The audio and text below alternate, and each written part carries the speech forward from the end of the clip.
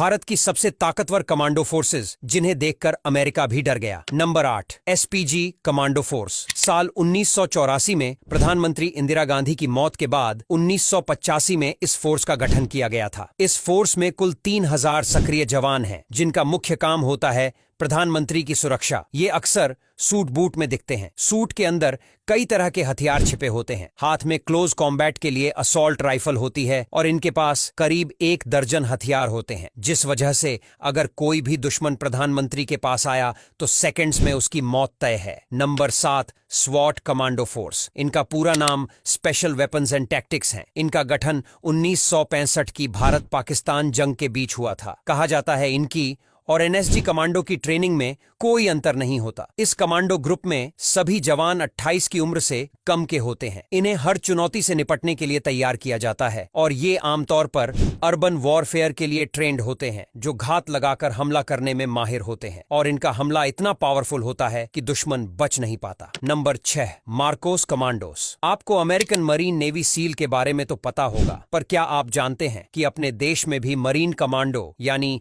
Marcos commandos मौजूद हैं, जिन्हें सर्वश्रेष्ठ मरीन कमांडो की लिस्ट में शामिल किया जाता है। इन्हें भारत की सबसे खतरनाक स्पेशल फोर्स में से एक माना जाता है। यूं तो ये हर क्षेत्र में युद्ध कर सकते हैं, पर इन्हें पानी में युद्ध करने में महारत हासिल होती है। बेहद कड़ी फिजिकल ट्रेनिंग से गुजरकर ही मरीन कमांडो बना जाता है। सिलेक्शन के बाद 5 हफ्ते की फिजिकल ट्रेनिंग होती है, जिसे हेल्स वीक बोलते हैं। ये कमांडो लेटकर, दौड़ते हुए, चलते हुए, यहां तक कि शीशे में देखकर भी गोली चला सकते हैं। नंबर 5 पारा कमांडो।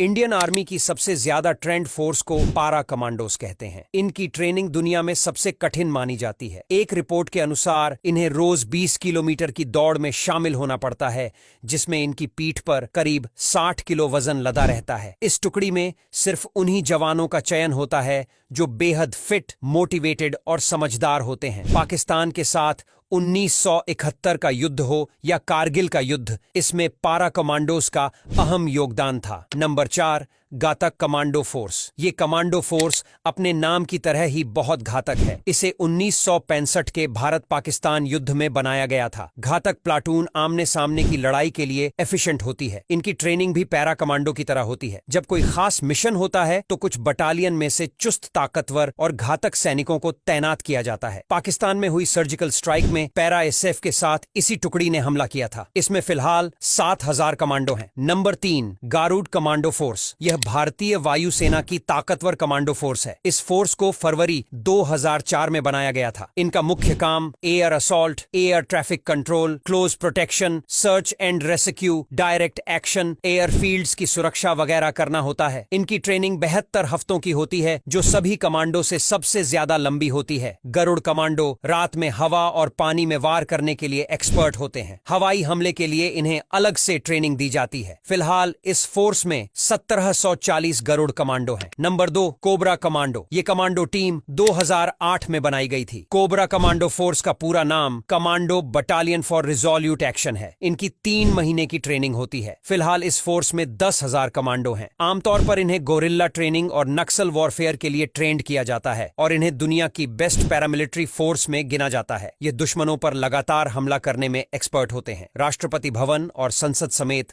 कई महत्वपूर्ण इमारतों की सुरक्षा का जिम्मा भी इनका ही होता है। Number 1 NSG commando force. जब भी देश में कोई बड़ी मुसीबत आई है और बाहरी ताकतों द्वारा हमला करने की कोशिश की गई है, तो एनएसजी कमांडोज ने ही उनसे देश को बचाया है। देश के ब्लैक कैट्स एनएसजी कमांडोज का पूरा नाम नेशनल सिक्योरिटी गार्ड है। इस फोर्स को 1984 में बनाया गया था। फिलहाल इसमें 10,000 सक्रिय कमांडो हैं, जिन्हें अलग अलग कामों के लिए अलग अलग टीमों में बांटा गया है। अब यहां तक वीडियो देख ली है तो फिर वीडियो को लाइक और शेयर करना बिल्कुल भी मत भूलना। धन्यवाद।